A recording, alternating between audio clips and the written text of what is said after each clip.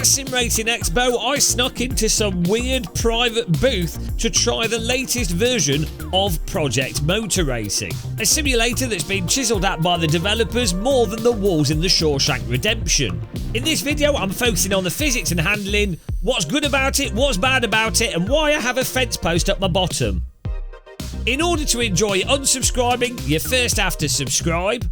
Clicking the like button will cause you to dream about 40 Nm servo motors. And of course, SimRacing Expo 25 coverage was made possible by donors, supporters and channel members. I can't believe you made me go outside. Okay, so we're in the hypercar in the latest version of Project Motor Racing. And things have changed quite a lot since we last played this. More cars, more tracks, the announcement of the single player that looks really quite interesting. But how does it actually drive? That's the question that you guys probably have on your mind. And what is it more closely related to? So at the moment, one of the things I hear a lot of people saying is they go, well, it's obviously by the same developer that did Project Cars, and does it drive like Project Cars? And I would say, actually, I don't think it does. I don't think Project Motor Racing drives like Project Cars, at least on this version we're playing right now and what we've played. It doesn't seem to have that turn and welly through the corner driving that Project Cars and Automobilista 2 have, though in fairness to Automobilista 2 they really managed to dial that out. Project Motor Racing is definitely a lot more balanced between the pedals and the steering wheel, if that makes sense. At the same time, I wouldn't say that this is it's not as forgiving as the original AC or like Race Room and what have you. It has like quite a punch to it in terms of the grip loss and the grip return. It's quite challenging to drive, but actually what is really nice with this and what seems to be standing out with this vehicle is, as I say, when you get into a little bit of slip, the speed at which it goes over it and comes back, it's very easy to accidentally give it too much throttle and spin, and it's very easy to accidentally put too much brake on and spin. But if you're dialing it down a bit and you're actually working within its parameters, it's quite nice. It's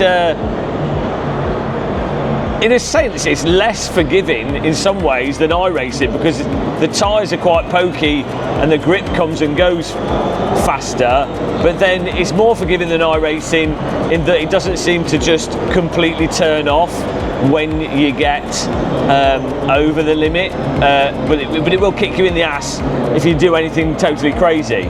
So you have to drive this way more refined than Project Cars 2 and even, as I say, Automobilista 2. You really do notice with this car, because they don't have tyre blankets on it, the whole cold tyres to warm tyres. But again, even on the cold tyres, it doesn't feel sloppy, it's just they're cold tyres. So it's really hard to really judge these things precisely, because we're starting to get into like the tinier details of things. It's hard to really judge it on an Expo setup. I did fiddle around with the force feedback a bit and mess around with stuff to get it a bit to what I like. I removed all the damper and stuff that was getting in the way, but so we've got this pretty loose without too much damper, and that does allow me to feel the details of the car. And yeah, so it's really hard to place this in. This very much is driving in its own way. From what I can tell here, this is a unique sim experience. So unfortunately, if I start comparing it to other simulators, it's kind of doing you a bit of a disservice. Now, one thing I do notice in terms of the grip loss is that it's quite easy to overturn, and that induces the car to go into a bit too much understeer or to start sliding quite a bit. So you have to be very careful with the steering, and again, I say you have to be very careful on the brake. Not necessarily as careful as iRacing, but then again, it's more punchy than iRacing. iRacing has this sort of reputation of being like ice racing, but if you're driving under the limit in iRacing, it's actually quite forgiving and quite drawn out. Whereas this is actually quite spiky and tight. Now also, what's interesting, I'm not sure how clearly it's coming through the audio on the headphones, but you can see they've done quite a big thing in terms of the tyre scrub and skid sound, which might sound a bit over the top, but it's very obvious that what they've done is they've put that through and made it obvious so that the audio makes it clear where the grip of the tyre is at. Personally, I would rather that kind of detail be coming through the force feedback rather than using audio, but it is nice to have the audible skid to be able to know how close the tyres are to the limit and how much you're pushing the tyres. I would like, in terms of force feedback and feel with this, personally, I think it could do with more force feedback for braking. There doesn't seem to be too much there for braking, and I could also do with a little bit more dynamic range for lower speed handling. But at the same time, the dynamics of the force feedback in this are way more interesting than LMU, for example, obviously with the hypercar, and sort of more immersive than Le Mans Ultimate or ACC, but at the moment nowhere near as detailed as the original Assetto Corsa or say Marvin's iRacing force feedback app. Marvin's app for iRacing, which gets you really good force feedback in iRacing. It's not quite there with this setup. We need to fiddle with this at home on our own setup to really dial things in. Trade shows are terrible for settings and feeling what it's like, but yeah, I think it's in a really good place. You have to keep in mind that this is a cross-platform simulator. You know, this is on the Xbox, on the PlayStation and the PC with crossplay, and you have to think, really the comparison with this should be between Gran Turismo and Forza, right? Obviously on PC you're going to be playing on PC, you play PC sims, but there's more people on console, and this is going to absolutely, I think it will really blow away people that are on the console side. There's a careen out of control there. I think that sort of the GT7 players are going to be really, really excited to actually have a sort of hardcore racing sim that they can play on their games console, and then gradually they can transition to wheels from gamepads and to T-slot sim rigs and what have you, and even motion rigs if they're crazy. But that's the nice thing with this, you can also play it on a gamepad, and you know, it's got all this sort of tactile rumble and everything, and the steering assist to sort of allow you out of the box to have a gamepad experience with the game, and then go full on simulator experience. So it's not long till this comes out. I would say I think they still have a little bit to do on some aspects of the physics. I'm not sure if that's car setup, or you know, I would like the cars to be a little bit more controllable in the slip, and that slip to be more balanceable with this type of car. The vintage cars we drove, and some of the GT cars actually, were a lot easier to drive around, but I would like a little bit more controllable slip, and I personally would like a more detailed force feedback for braking. But yeah, this is looking really, really interesting, and I just can't wait to get this on my home sim rig, to be honest. I think that's the real test. It's nigh impossible to really review stuff properly at a trade show. So overall, my impressions right now, having played Project Motor Racing in various states, is that the content that I've tried is just a little bit all over the place. As I say, the vintage cars, the most solid in the simulator right now. The general feature set of the simulator, definitely on that hardcore side of sim racing. And the developer themselves are obviously trying to make a proper hardcore simulator. I really do feel that the success of this game will come down to whether or not they can get all the cars to drive as well as the current best cars that I've driven in the sim.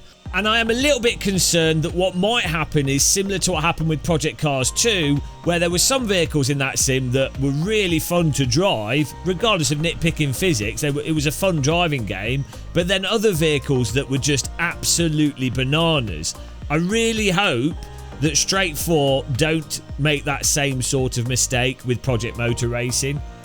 But separate to that, I had a chance to talk to lots of different YouTubers, attendees, old people, young people, confused people, and I can't think of a single game where the views on that game from just playing demos have been so contrasting, where one person's like, this is awesome and really seems to be taking things in a new direction, and another person's like, this is the worst sim that I've ever played. And then myself, I'm kind of on the fence because, as I say, I have played this on some rigs and it's felt really good, and then other times I've played it with certain cars and it's like I can't get around the track. For sure, part of that is going to be that the different builds of this game are going forwards and backwards, up and down in what they're trying to achieve and dial in, and that's very common in sim racing. But also, and this is a huge one, the equipment at trade shows. I'm going to have to do a separate video on this, guys, but it's absolutely insane how different every single rig is set up. Pedal, forces, strength, input, sensitivity, and then wheelbase settings that just make no sense, like 30% damper with ridiculously strong or ridiculously weak force feedback, or super weak force feedback with a ton of interpolation, or the game damping on super high but the wheel on low. God, like, honestly, in any setting you can imagine, and it's just pick a mix. It's like someone's just banging their forehead on the steering wheel and then that's the settings you go with. Maybe sometimes it's the developer doing that, maybe it's the person setting up the rig in a rush at the trade show doing that, and maybe it's people fiddling around with settings. But as a result, trade shows absolutely are the worst place to try anything. Oh dear. And this, to be clear, is not just Project Motor Racing. This was the case with Evo last year, Assetto Corsa Rally this year, the update to Evo this year, Ren Sport. I don't know what's going on. There needs to be some kind of like standardized settings, maybe like the Gamer Muscle trade show settings. You know, we could do something strong and something weak, and we'll just tell people what to do. Yeah, I get it. I have my own preferences, but what I'm talking about here are not preferences. I'm talking about general ballpark stuff that's kind of sensible, that pretty much any experienced sim racer would agree is an okay demo of things. Not perfect, but an okay demo of things. What you get at trade shows, guys, is total setting and equipment insanity. Of all the rigs at SimRacing Expo, it was basically just the Housingveld rigs, and they were still set up pretty strong. That was a workout. And the ImSim, and the occasional rig, but pretty much 99% of rigs. Oh my goodness. With that little rant out of the way, it's not long to go until the release of Project Motor Racing. I really want this to be good. Maybe that's affecting my judgment, but I think we need a new Project Cars 2, if you will, a cross-platform racing sim. I had the same view on Ren Sport as well. We need these sorts of titles to do well on console to help grow the sim racing space and ruin even more lives. Certainly looking forward to a press review key of this to try it on our own equipment that will be set up perfectly, obviously, because I am perfect from drinking too much tea. But there you go, guys. Sorry this video wasn't the best, but I tried. Well, this was at the point of the trade show where my brain was getting cooked. But yes, until the next one, thanks for watching. Happy tea drinking. Take care and goodbye.